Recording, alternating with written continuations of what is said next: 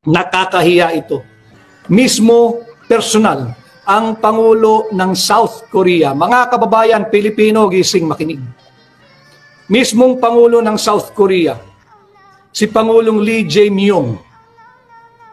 Pangulong Lee Jae-myung ng South Korea, personal po niyang pinahinto ang 28.7 billion pesos na pagpapautang sa Pilipinas. Tama po yun. Pinatigil po ng Pangulo ng South Korea. An expression of gratitude is in order to the South Korean President Lee Jae-myung for personally halting or personally calling for his government to stop yung 28.7 billion na loan ng Pilipinas sa kanila. Ano? Bakit tayo dapat magpasalamat sa Pangulo ng South Korea? Sapagkat laudable at noble po yung kanyang naging dahilan. Dahil daw po sa massive corruption